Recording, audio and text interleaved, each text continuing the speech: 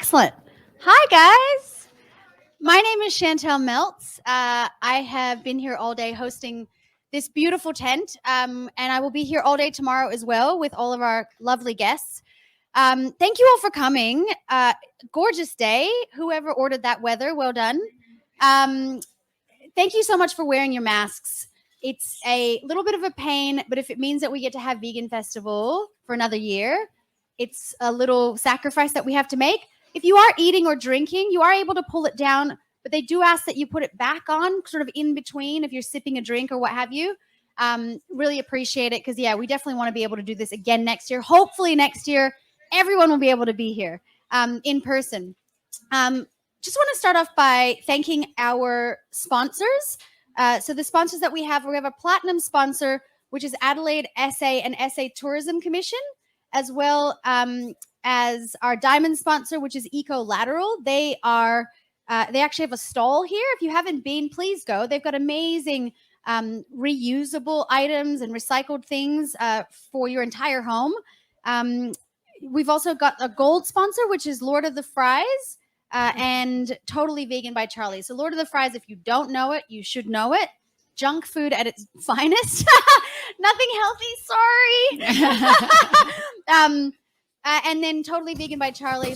She does amazing handmade chocolates that are made here in Adelaide. If you haven't tried it, you have to. She's brilliant. But today, right now, who we have on our beautiful stage here is Dr. Heleen Roex. Dr. Heleen is a retired pediatrician. She studied in the Netherlands. She has started a charity called Doctors for Nutrition. So what that is teaching our regular run-of-the-mill GPs all about nutrition and proper nutrition, not the stuff that they think they know.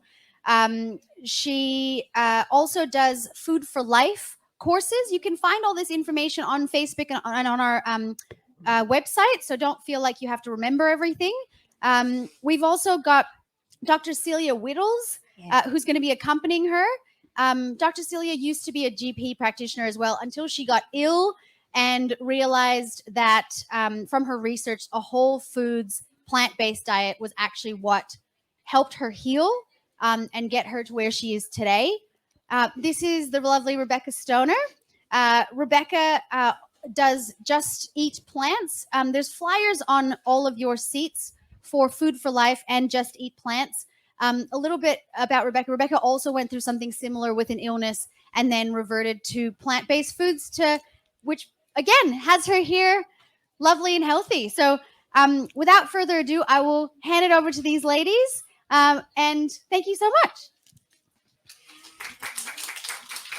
Thank you, Chantel, for the beautiful introduction. And thank you for my two helpers here. Well, they are just colleagues in the plant-based nutrition world, basically. So, look into the information that you have there also to see what Rebecca is doing in this area. And thank you all for coming to this cooking demonstration. And on the go, I would like to give you some extra background information as well. The title was for this cooking demonstration, Does Chronic Disease Need to Be Chronic? And I'm really talking about the main chronic diseases that we all know, like heart disease, coronary artery disease. It's the main killer in most Western worlds. We talk about type 2 diabetes, for instance, that is increasing dramatically, also at younger age.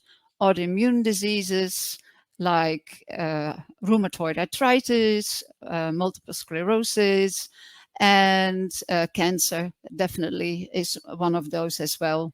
And what we now know is that what we eat is so important to either prevent, manage a lot better once you've got the illness, or in certain cases even reverse the illness. And very strikingly, that has been shown with heart disease, that when people go on a low-fat, whole food, plant-based diet, then heart disease can be stopped and reversed. And that's what we basically don't see in the modern medical treatments with with interventions, with medications, etc. We don't see that. And that's why all these diseases are being called chronic, because it gets worse gradually over time. But what we know now, that in many cases, that's absolutely not necessary. And that's why this is so important. I learned about all of this about 11 years ago, and it blew my mind. As a medical doctor, I was never taught. And to be honest, it's still not being taught in med schools, most medical schools. And so the medical world is really focused on pills and procedures. And listen, we need a lot of those as well. I'm not anti the modern medical world, absolutely not. But there is one such important tool in their toolbox missing, and that's nutrition. And that's why I co-founded 3 years ago. There's the banner, Doctors for Nutrition, bringing food back to healthcare. We have to go back to Hippocrates that said, let food be thy medicine and medicine thy food. So I will talk about that a little bit more while we are doing the demonstrations. I will demonstrate two dishes, a salad, a chickpea salad with orange miso dressing. And the other one is a quick bean stew, also to show you that it doesn't have to be complicated. People, of course, when you are not used to this way of eating, then you think, where do I start? What do I do? Because whole food plant-based means that we don't eat any animal products. Animal products, we all have been brought up being taught that you need meat and that you need dairy. And we know now that we don't need it and that it is harmful for us. So that is, something that shakes up everyone when you hear that. It did with me. The other thing is, so what means then whole food plant-based? It means that you eat plants as close as to nature brings it to us, as minimal processed as possible. What we also then add in are herbs and spices. They are very healthy and they give flavor also to the dishes, extra flavor, because all the vegetables, etc., have really good flavor. So, and our taste buds will pick that up a lot better when we also cut out. And that is the other three that we cut out or use very, very minimal. And that is added salt, added oil, and added sugar. So added SOS, we shorten it. And everyone understands the sugar, and most people understand the salt, that we shouldn't be eating too salty foods, for instance, for blood pressure. But the oil is something that I had to learn why that was, and was a surprise. And most people. So the oil is really well advertised in our world, and it's being given a lot of health benefits. And actually, that's just not true, unfortunately. But it's not true. Well, unfortunately, even if it was neutral health-wise, it's 100% fat. There's nothing in nature that is 100% fat. Yeah? So if you've got butter, it's about 70 or 80% fat. And that's already a processed food, of course. And this is 100% fat. Yes, but there are some polyphenols from the olive in the olive oil. Well, what do you think would be better, eating an olive or having a tablespoon of olive oil?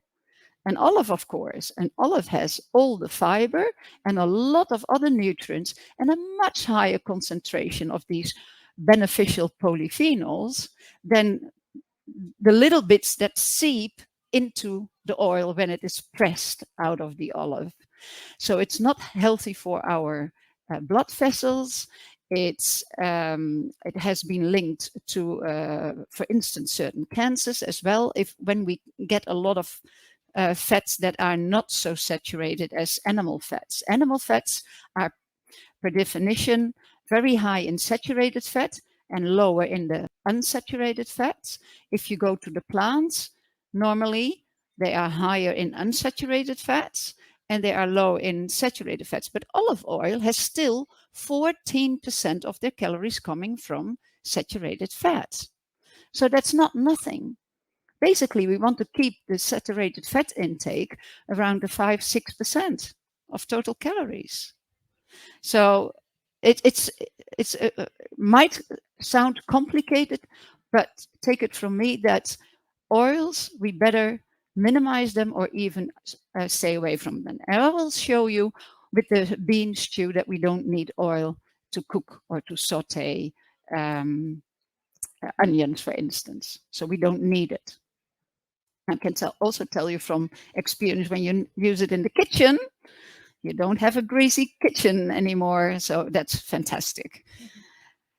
I would like to point you out to the power plate here. So because what are we eating? From what groups are we eating?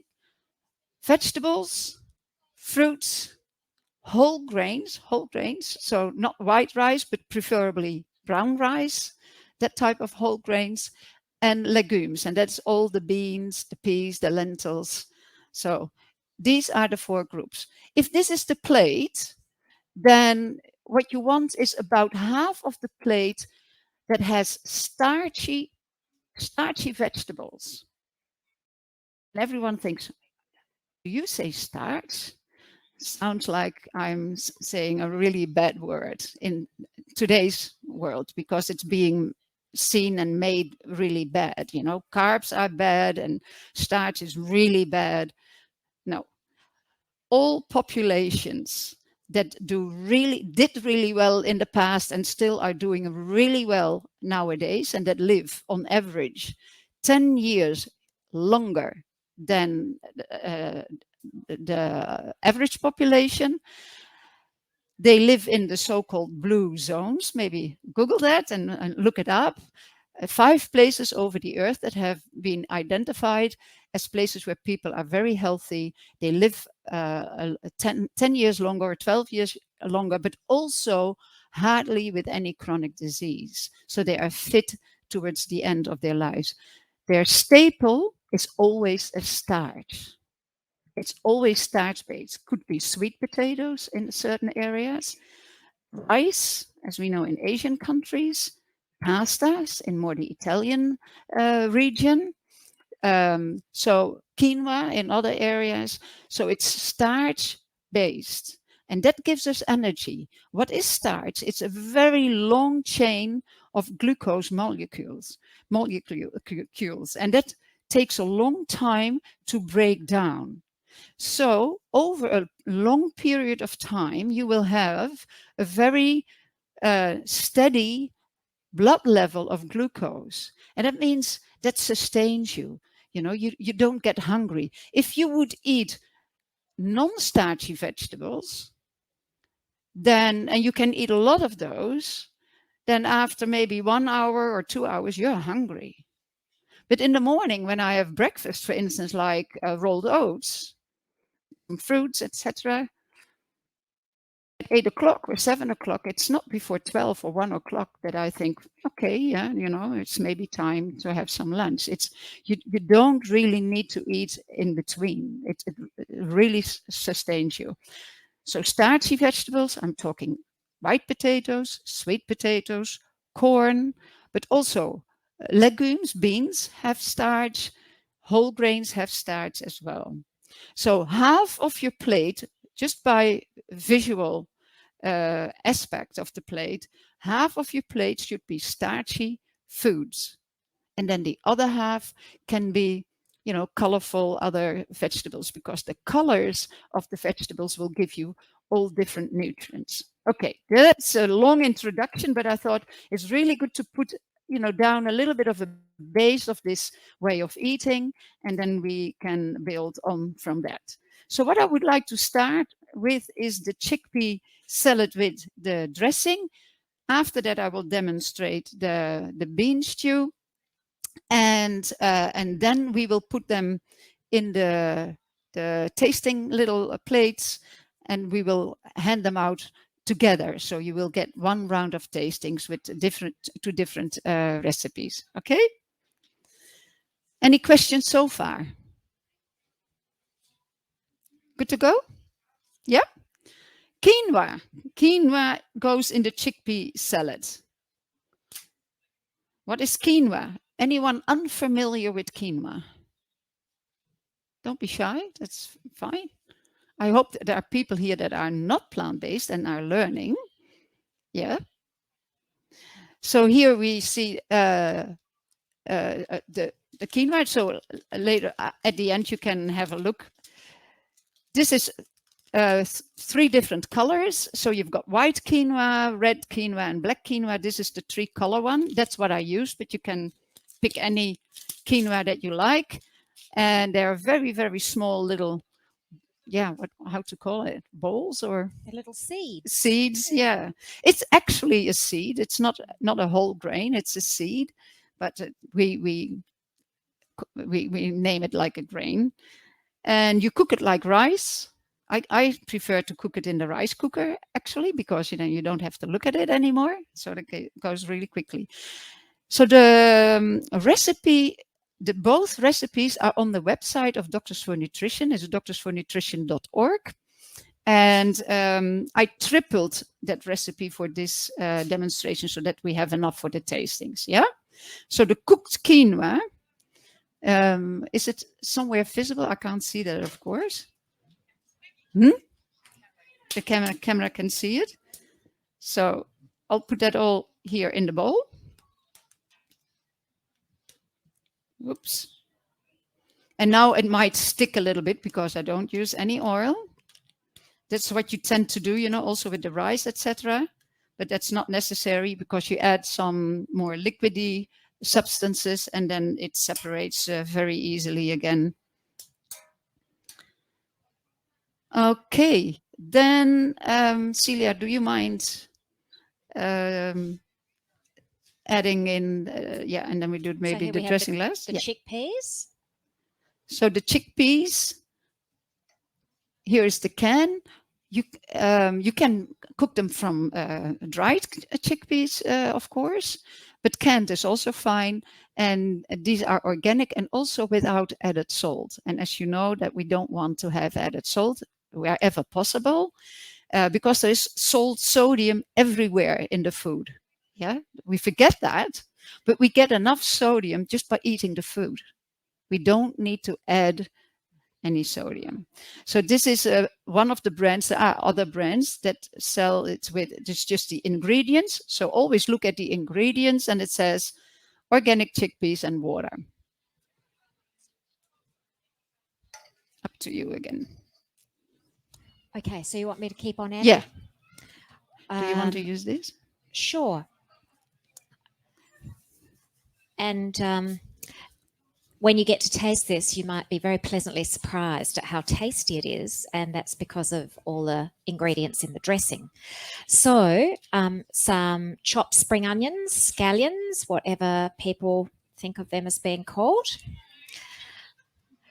and some chopped cherry tomatoes.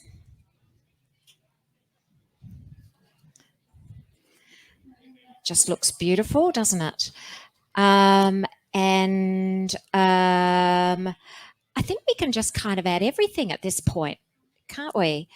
I think so. As in so here is the dressing. So you can see there's quite a lot there, but the quinoa will soak it all up. Okay. Now, it's a while since I made this. Let me refresh my memory what's in it. So some orange juice, some rice vinegar, some miso. Miso is fabulous for getting a salty taste and an umami taste without actually adding salt. A little bit of maple syrup, some garlic and some ginger, all grated. And then, so that's what the bits are in there. It'll be the garlic. So if we just tip, we are going to use all of this dressing. Oh, you've got that one. Yeah. Yeah. And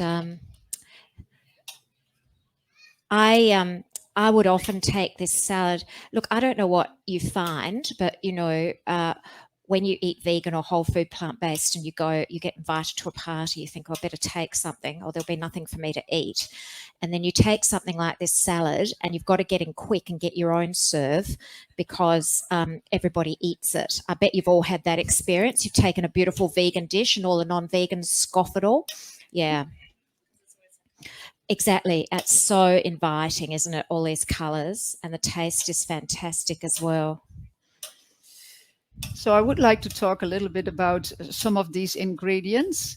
The orange juice used is just fresh from oranges, and onions and garlic are from the same family. It's the allium family, and they have very high antioxidant properties and cancer fighting properties. So I basically use garlic and onions every day in my food.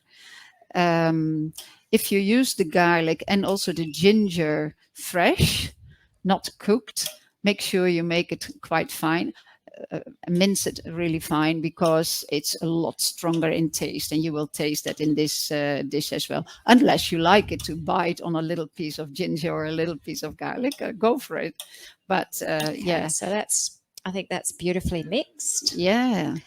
And then to finish it off, we have some coriander or cilantro, but maybe we won't add that because there might be some people don't like it. Is there anybody here who doesn't like it? It tastes like soap to you. Yeah, we'll leave that, and people can. How many don't want the cilantro on it?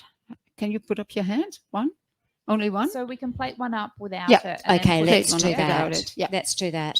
And here we have some black sesame seeds, and I figure that if you could use white sesame seeds or black, why not use black? Because you've got the polyphenols. Colour means more polyphenols. And the only problem I have is when a recipe calls for toasted sesame seeds, because I can't tell if they're burning or not. So then I'll add a few white ones so I can watch the white ones and see what's happening. So These are not toasted. there's just Yeah. they look really beautiful. Yeah. It gives a really nice taste and a little that bit of seems like crunch. a lot. Maybe I'll just do that. Yeah, you can leave it. Yeah. Yeah. Yeah. So I put out here the miso. So miso is a soy product, fermented soy product, and you can make really nice soup with it as well. And yeah, use it also sparingly in dishes because it is, of course, high in salt. Some research has shown that it doesn't affect, when it is in the meso form, the salt, that it doesn't affect blood pressure.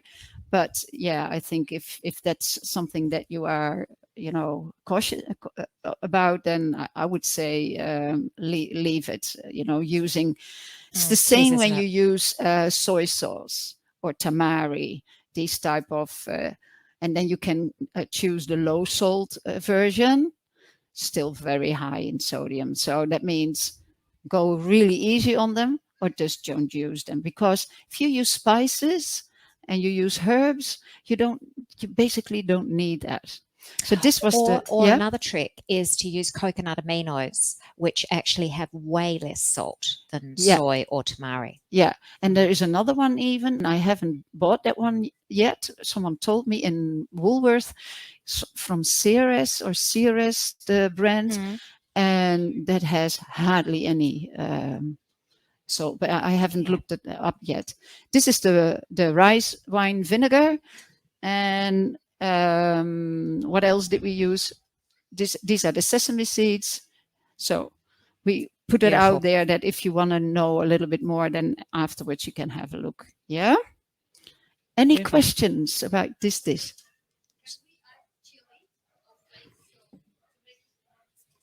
Yep, of course. Of course. Yeah. Yeah. Yeah. Behind you. Sweetheart? Yes, I had a question, please, on the starch, or a couple of questions. One is, do you distinguish between high GI and low GI? And with the different colours of quinoa, is there much difference nutritionally, or are they much of a muchness? Thank you.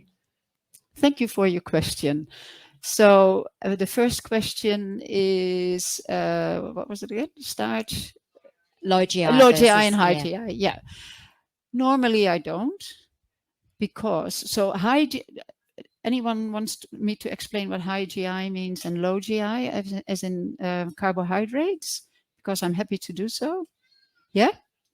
Yeah, So just explain. glycemic index, GI is an abbreviation of the word glycemic index, and certain foods bring up your glucose levels in your blood very quickly, and other foods do it more slowly. As I told you, when you eat starches, basically, it goes slowly because it takes a while to break it down.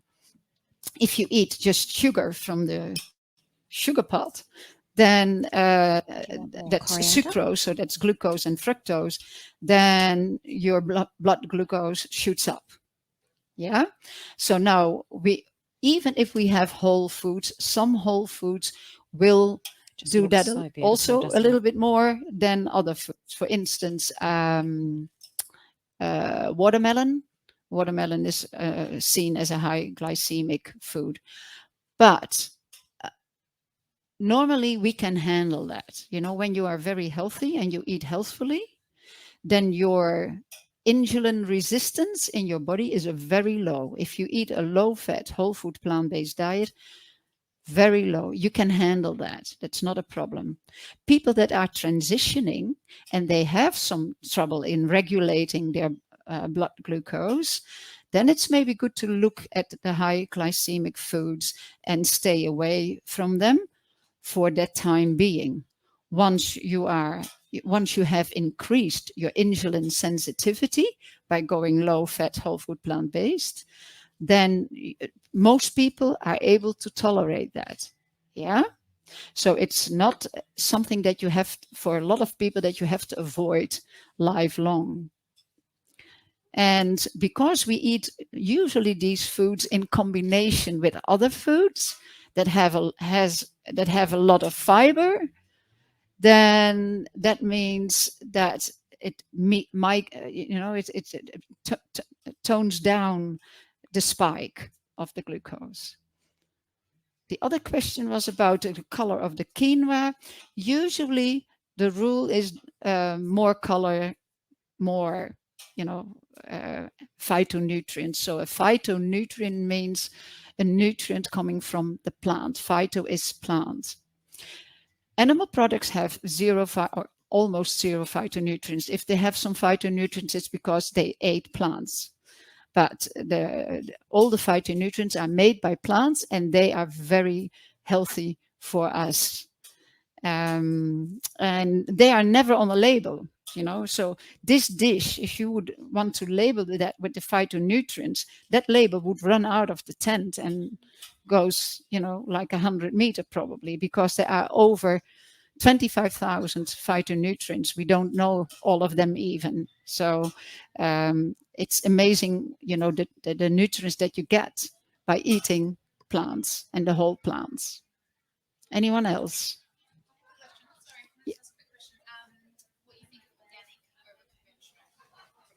Yeah. What about organic or normal? Organic is usually a lot more expensive. And if that is a problem, then I would say go just for the normal food.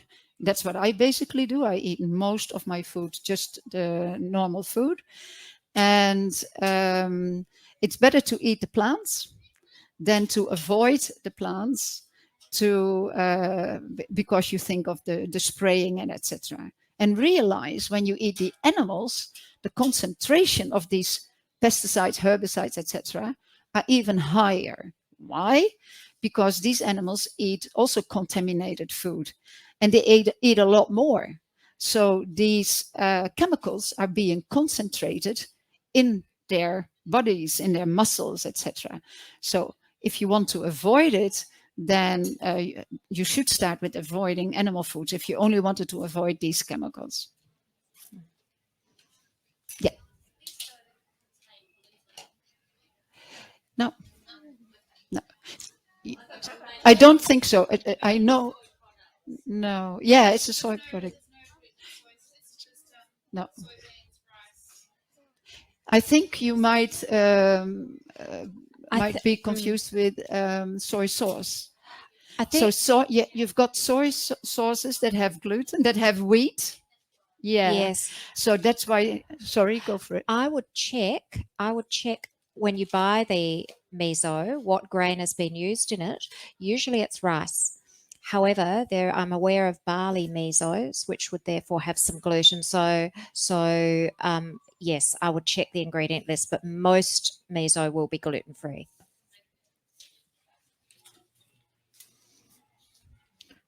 Okay. We thought not.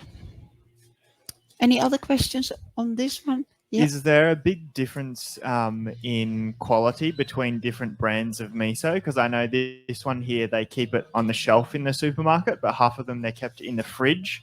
And I'm just wondering, like, if there's a difference between the quality or quantity of the probiotics in the different types of miso and where it should be kept.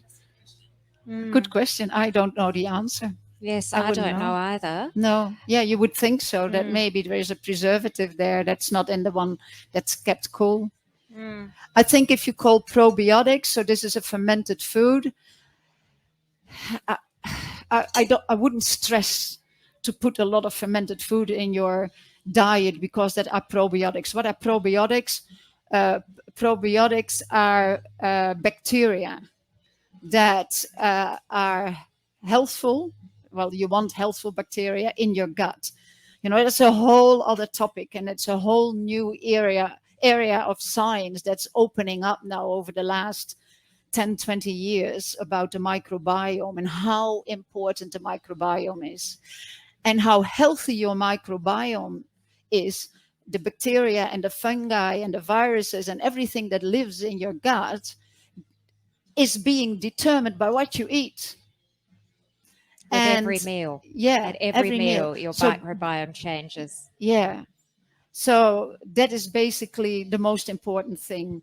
So because fermented food are also high in salt.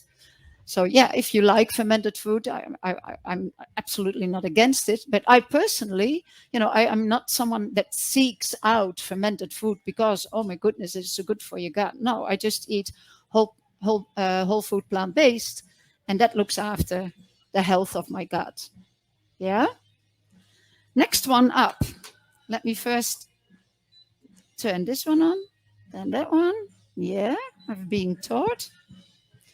So you know probably how it works, huh?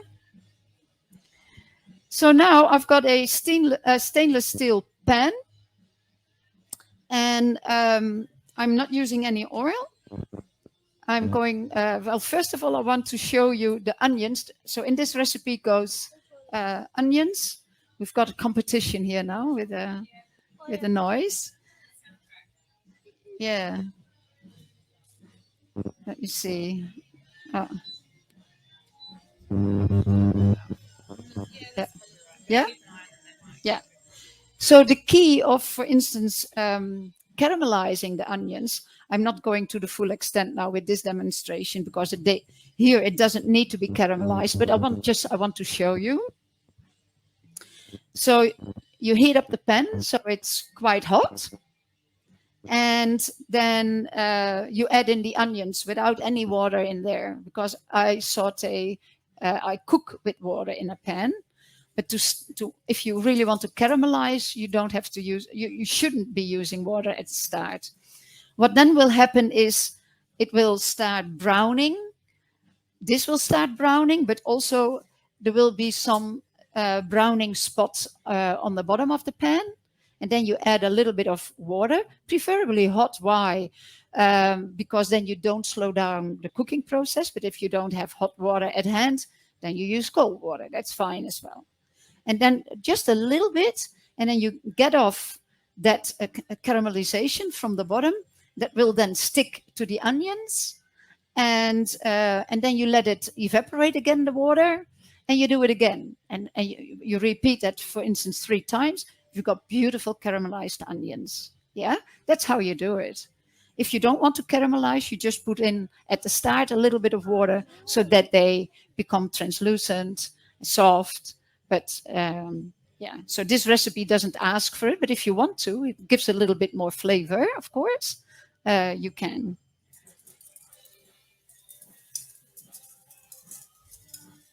And notice we're using red onions because the colour means more phytonutrients. I really can't remember the last time now that I cooked with white onions. Also, I think red onions cook a bit quicker. I just don't want too much black on the bottom, so I take it away. So I like stainless steel. Here's your hot water if you need it. I like stainless steel because then you don't have to worry about any the coating that might give off some products. I do have pans that have some coating, as in what do you call it again? Non-stick. Non-stick, yes, yes. I do have them as well, but I haven't found I've needed to use non-stick pans. In fact, I don't like non-stick pans. I think when you heat them up to high temperatures, they release all sorts of gases that are not good for us. I'm fortunate enough to have a couple of beautiful Le Creuset pots that I got, I don't know, 35 years ago when I got married. And I cook dinner in them most nights. So I took it off the heat just for now. This is induction. Induction goes as quickly as gas. So is it visible? Can you look in the pan there? Because I can't see it. No, you can't. Can you see that it has already some brown color? So as well as the onion, as the bottom of the pan has some colorization. So that's some caramelization. So I add just a little bit of water.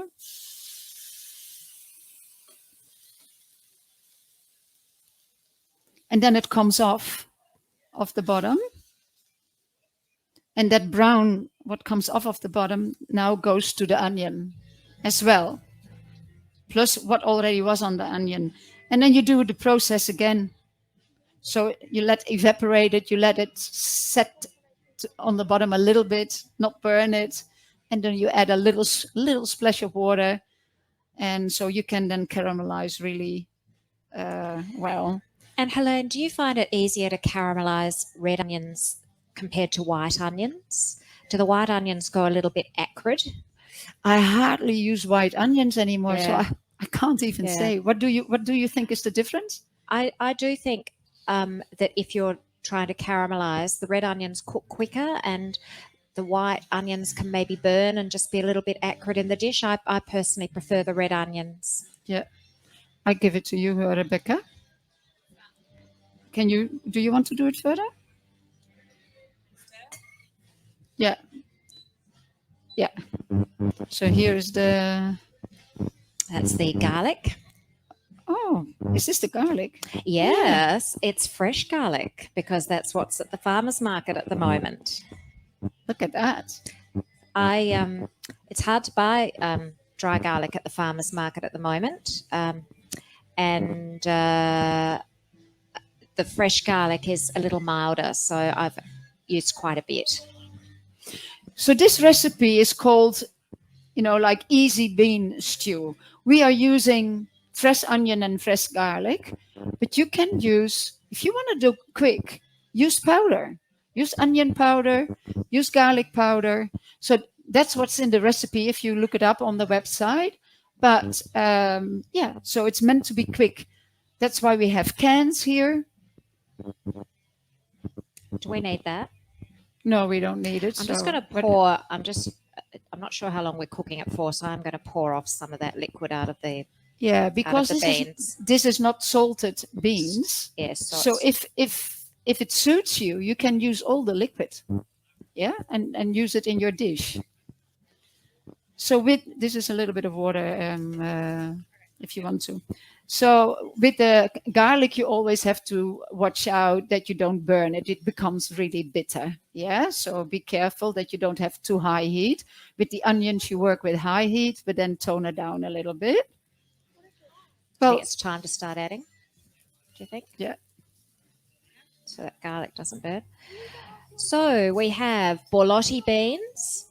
Why Bolottis? I just think they taste more. I think they've got more flavour than cannellinis. The recipe said cannellinis, but I prefer Bolottis.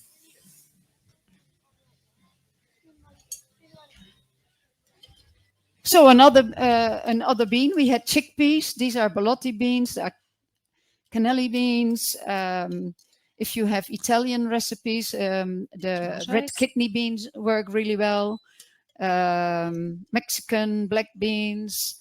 Well, you know, you can use it for every dish, of course, but that is usually how we look at the different ethnic type of dishes. This recipe has a lot of tomato paste. I tried it earlier in the week and I thought it was really delicious with all the tomato paste. Yeah, so I used in also it the goes. same amount. It was In good. it goes. I'm going to use about 2/3 of this jar. Should be about the right amount. Tomatoes are very healthy. We all know fresh tomatoes are healthy. The funny thing is when the tomatoes have been cooked or processed as into a paste, etc., they even have a little bit more of the phytonutrients, more of the lycopene. Yeah, It's a little bit higher. I think that- it's a lot higher. Yeah, it's Mm. higher. Mm, I So think we it's a lot cook the higher. tomato. But listen, you can eat just fresh tomatoes. Yeah. You will get all the nutrients that you need. That is the beauty.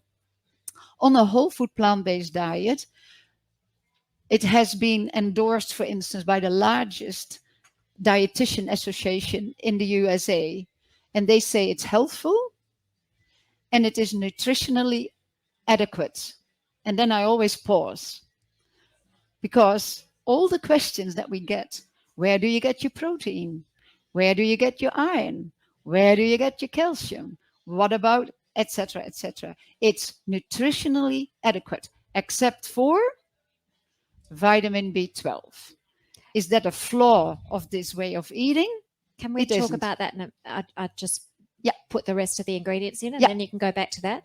So these are some spices, smoked paprika, some chili powder, some turmeric. And of course, because there's turmeric, we've also got some ground black pepper because for the curcumin in the turmeric to be bioavailable, you want to add piperine from black pepper. So they go together. Yep. And this is soy sauce. And again, if you want to avoid extra sodium, you don't have to add the soy sauce. And the very last thing I'm adding, this is a little bit of tahini. Now, tahini is ground up sesame seeds, so you need to be cautious with how much you add in whole foods plant-based cooking.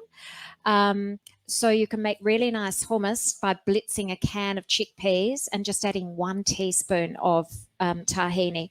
So for this recipe, we've got 2 teaspoons of tahini.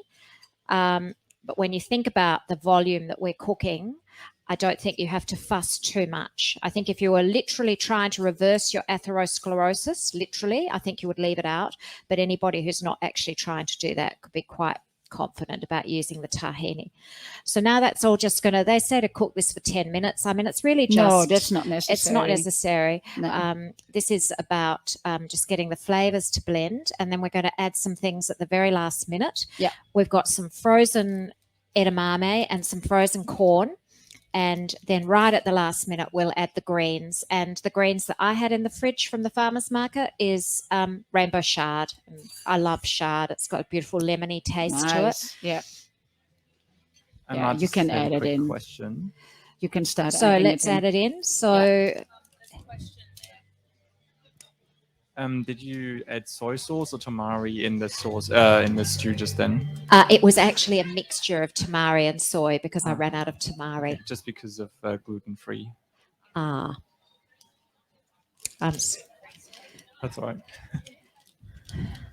I can't say that with confidence. I didn't check. If there's gluten in it, then it will be minimal, isn't it?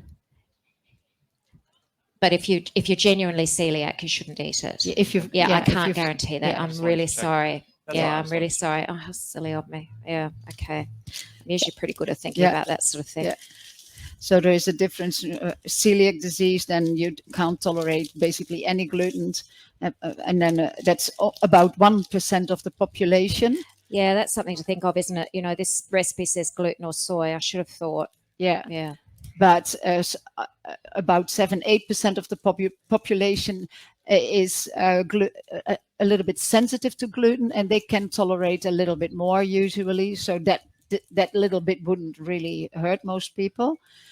That's also for me a signal to tell to people that when they have gut problems and irritable bowel syndrome and that kind of thing, they start cut out gluten, and I think that's not the right approach, because you are cutting out a lot of healthy foods as well, and you're pretty good, doesn't it? introducing sometimes more I processed think that foods looks pretty good. than that we want, because then it's gluten free, to but add more usually it's more edamame. processed.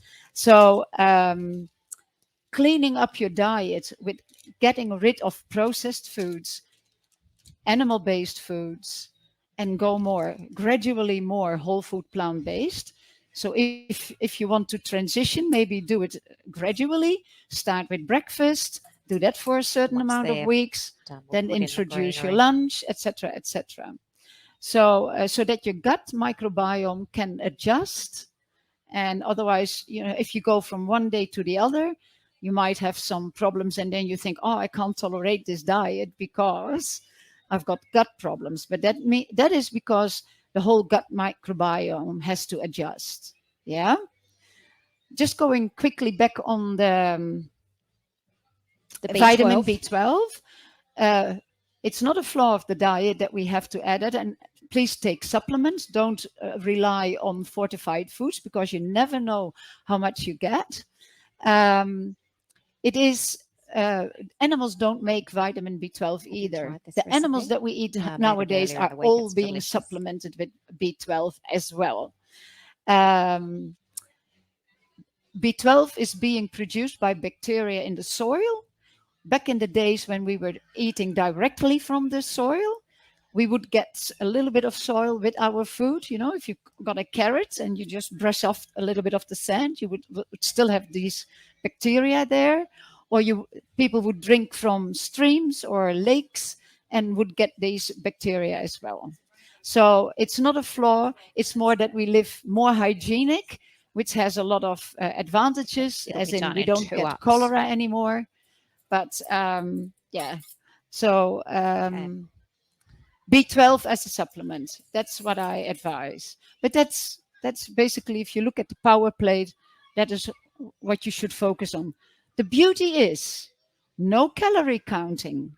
You can eat as much as you like if you stick to this food and you keep it low It's fat. beautiful, doesn't If it? you eat hands full of nuts and seeds, and if you eat a lot of avocado, and you eat a lot of the nut butters or the tahini, that kind of thing, that's not a low fat diet.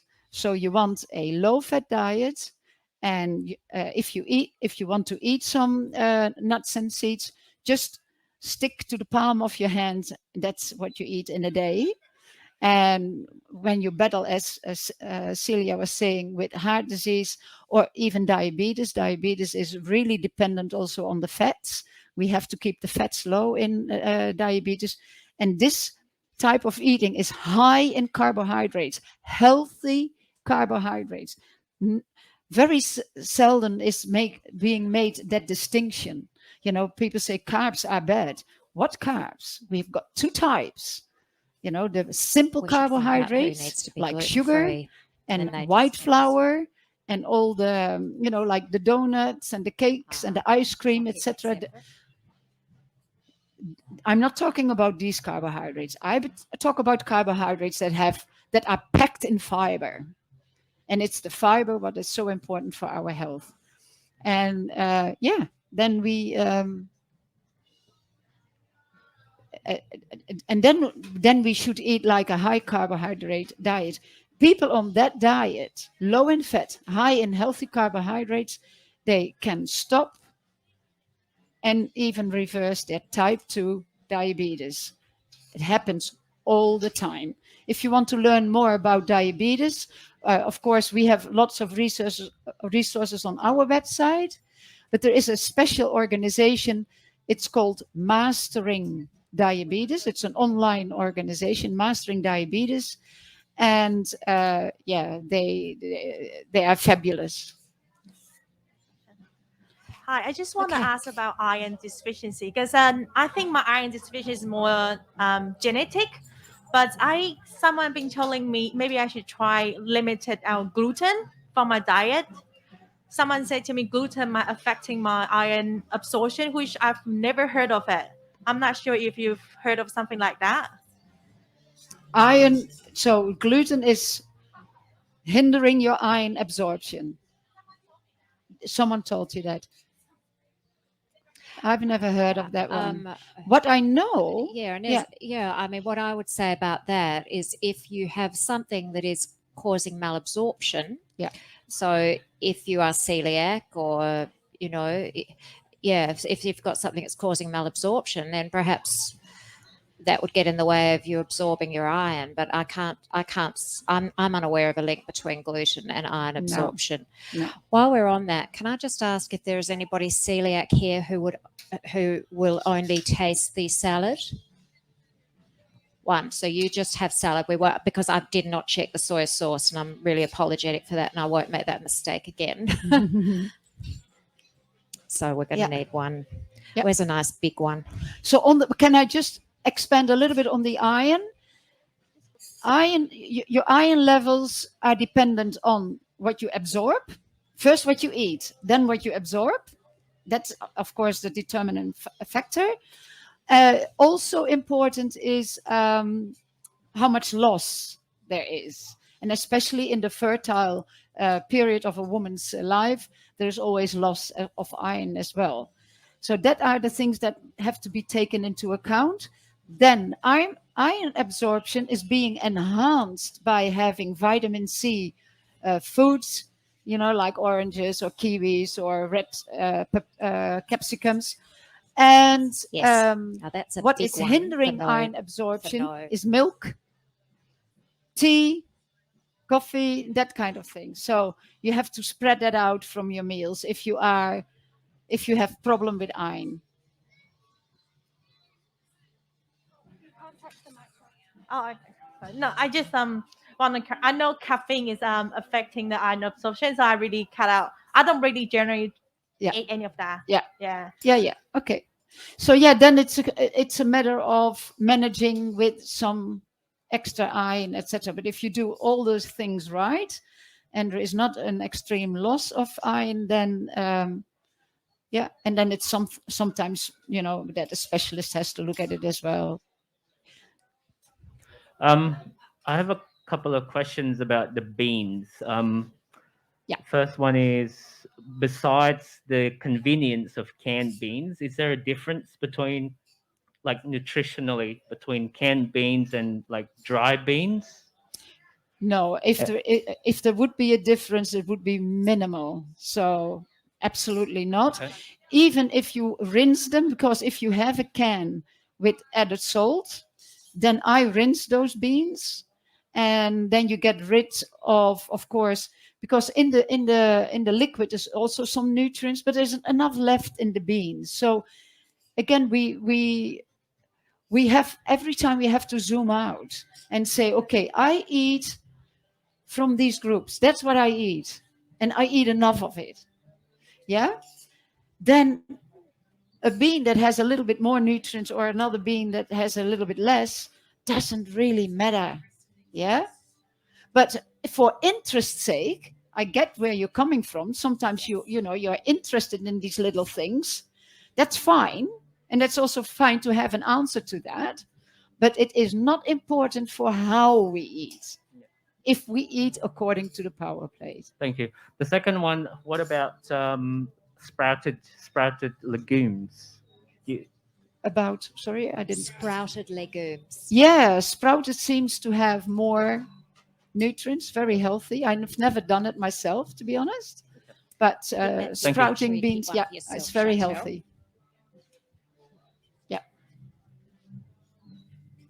I hope you like it. Yeah? Tasty? Yeah, what's the verdict? Yeah? What do you think? Yeah, it is, isn't it? Question over there. Is there a microphone? Oh, the thumbs up. Sorry, I thought a question. Sorry. Yeah. Sorry, I wasn't here earlier when you made the salad, but the dressing's really great. What's the main things in the dressing? Well, you've got It's a whole garlic list. and ginger, so you've got those aromatics of Yeah, garlic and garlic ginger. And then you have orange juice That's what's and sweet, some right. maple, a little Okay. bit of maple. Yeah. And there's also miso. So you're getting the Right. sweet and the salty. And then there's some vinegar for acid. Okay. Yeah. Yep, No thank you. oil. Yep. No oil Yep. at Yeah. all in that Yeah. dish. Thank you. Everyone is eating, can't ask questions now. We've got 5 minutes. Anyone else? Yeah. And when I heard you guys talking about no oil, I was I know. Me too. so I can understand Yeah. completely. And a year later, I have been able to get rid of the oil. So I really want to just, Yeah. I know it's something good for me, for my patients. Yeah. Yeah. For our whole health. Is my husband and we are vegan. Yeah. But the olive oil, we have to make for the cup. I know it's not. Oh, coconut oil. Let me talk about coconut oil. That's the worst. It's the worst. Coconut oil it's one of the plants that has a really high percentage of their fat is saturated fat. So coconut oil has about 90% saturated, 80-90% saturated fats. Thank you.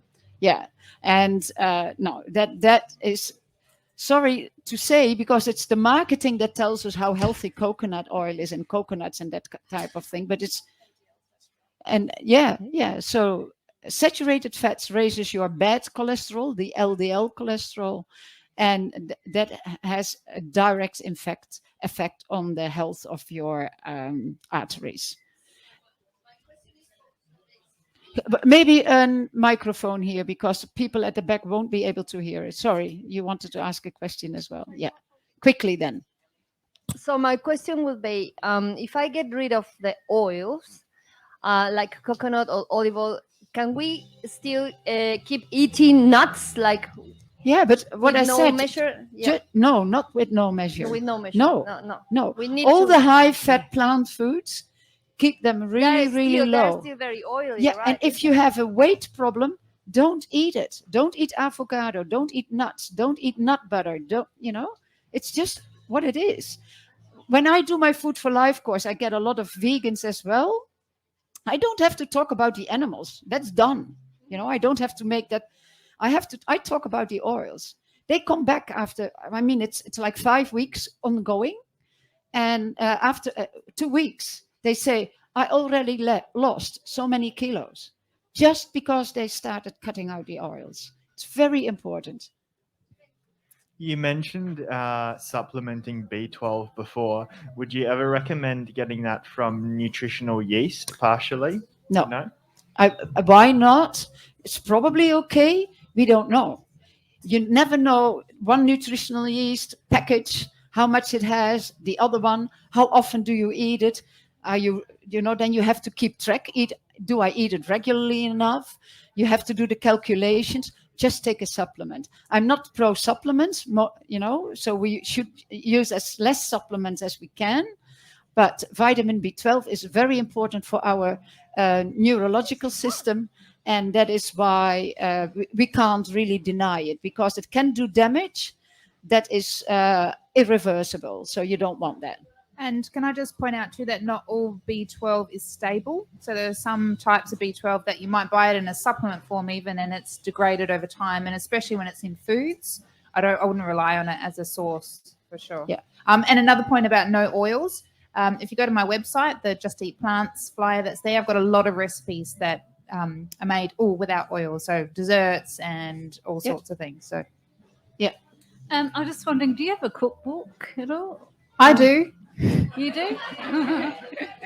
I just released it yesterday. So cool. Yeah. Good on you, Rebecca. Yeah, so it's out there, all oil-free, whole food, plant-based recipes. And Doctors for Nutrition, I've contributed a recipe to their website as well. So we have a they have website a with website. recipes as well. And the recipe from today can actually be found in our e-cookbook. The Vegan Festival has an e-cookbook, which will be on Facebook on the website as well. So thank you so much, ladies. It's been fantastic and so educational to have you on. We really appreciate what you've done today. It was delicious. Everyone, round of applause. Thank you. Thank you. Thank you all for coming. What I want to add is this might be, a very pivotal moment in your life, as in health-wise. Really can be a turning point. Yeah. Yeah. Wonderful. If everyone can take their little bowls and put them in the green recycling bin on your way out, we do have another session coming up next with Hans and Mary. They are going to be streaming. I'm going to be up there cooking. If you call making fairy bread cooking. So if you have any little ones that are around,